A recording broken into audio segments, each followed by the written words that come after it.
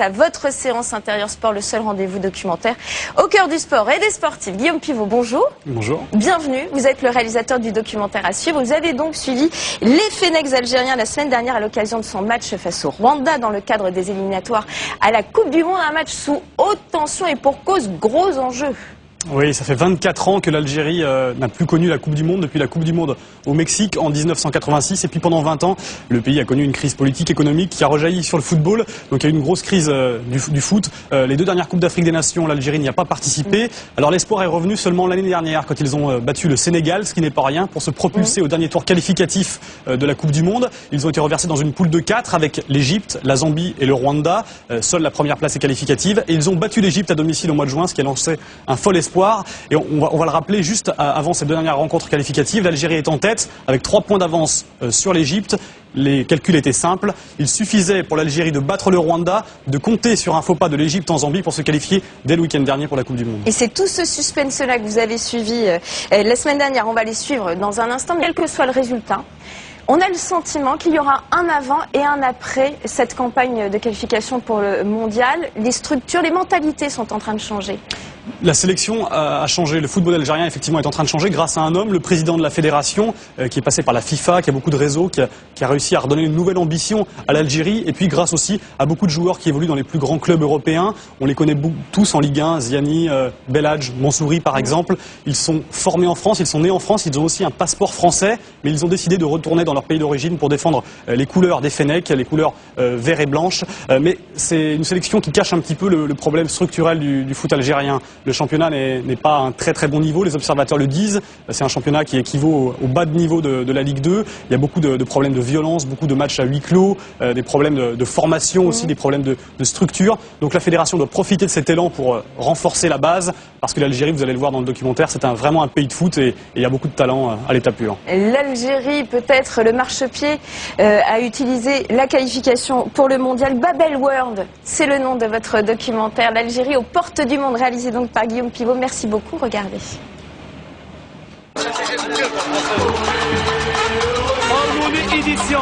Groupe Milano et Groupe Torino.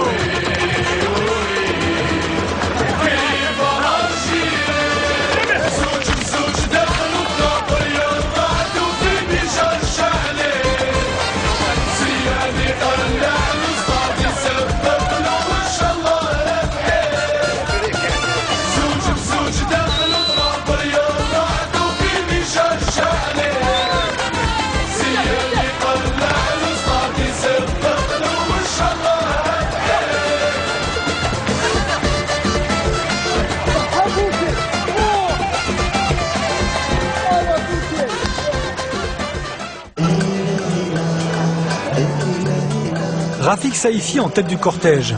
Ils arrivent de tous les horizons, d'Angleterre, de France ou du Qatar.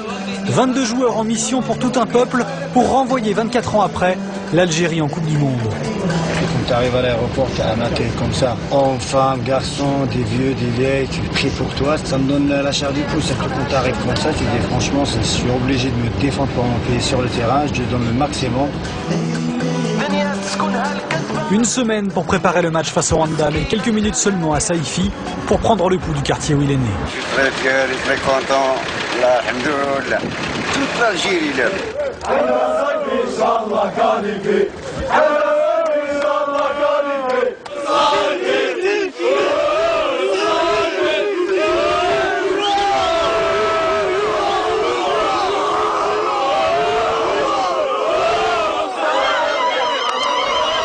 Je suis descendue en bas pour le voir. Je ne l'ai pas vu, j'ai vu la foule.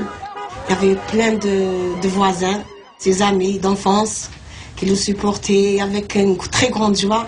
Alors moi j'étais aux anges.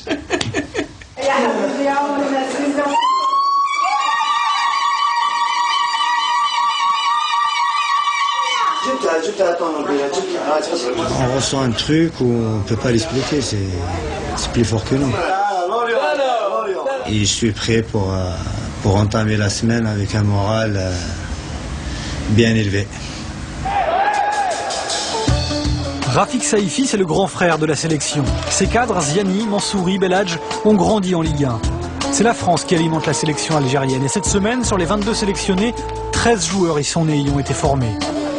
Du jamais vu, car un nouveau règlement FIFA vient de permettre à Mourad Megni et Hassan Yebda de changer de couleur.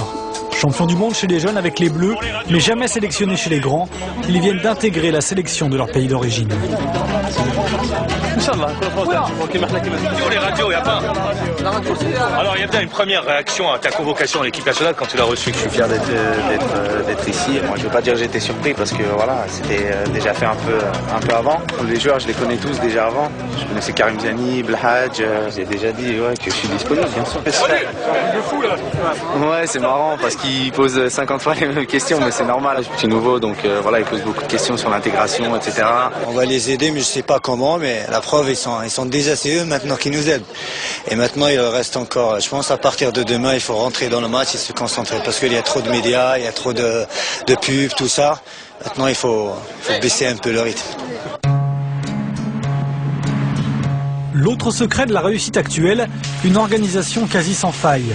Voyage en première classe, encadrement professionnel et surtout hébergement loin de la folie algéroise, à l'hôtel du centre militaire de Beni Messous.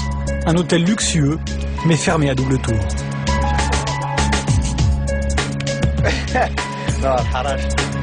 On a Beni Messous, il fait chaud, la vie est belle, tranquille.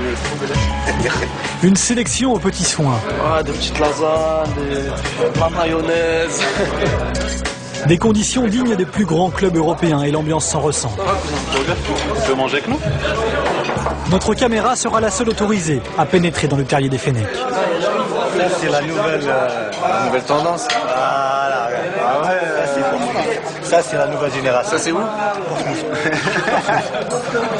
Mouchtar Chemblach, les Allemands. Vas-y, répète.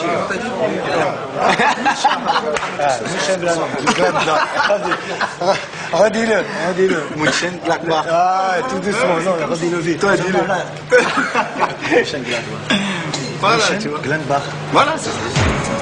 Les Algériens d'Europe, les immigrés comme on dit au pays, et les gars du bled, aujourd'hui tout le monde se mélange. Une intégration enfin réussie amène les bons résultats, Je t'aime, maman. car tout le monde y trouve son compte.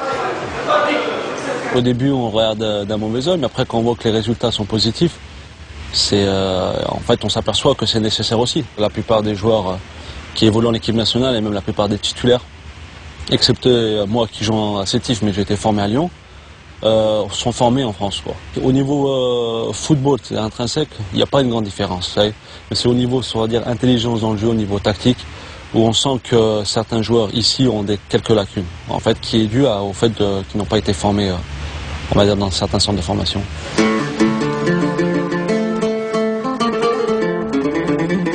Mais si tout cela fonctionne, si les jeunes Français sont là, c'est grâce à un homme de réseau. Mohamed Raouraoua, revenu de la FIFA en mars dernier pour reprendre la tête de la fédération, avec la certitude que l'Algérie peut à nouveau être ambitieuse. Le jour de mon élection à l'Assemblée générale, j'ai dit que mon objectif était la Coupe du Monde et c'est devenu l'objectif de toute l'équipe technique. Je pense qu'au départ, ça me semblait difficile. On s'est amélioré énormément. La fédération est devenue beaucoup plus professionnelle parce que ce n'était pas le cas il y a une année de ça. On n'était pas dans les mêmes. On était dans des hôtels de 5 étoiles, mais qui étaient ouverts à tout le monde. Tandis que là, nous sommes dans un cadre fermé où on peut avoir le maximum de concentration, d'autant plus que maintenant la notoriété de l'équipe nationale a dépassé ce qu'on pensait au départ.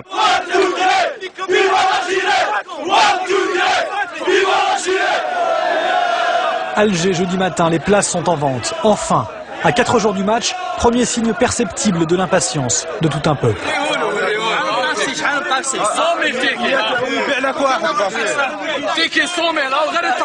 Est-ce que tu as ton ticket? Oui, j'ai un ticket. Depuis 4 heures du matin que je suis ici. Et alhamdoulilah, j'ai un ticket. Et vive l'Algérie. On sacrifie. On fait tout pour l'Algérie. 24 ans que l'Algérie attend de revivre cette émotion. Chanter son hymne pour une Coupe du Monde avec les Madjer, Kourichi, Belloumi ou Daleb. La dernière, c'était en 86. Mais celle qui a marqué l'histoire à jamais, c'est 82 et la victoire face à la grande Allemagne de l'Ouest.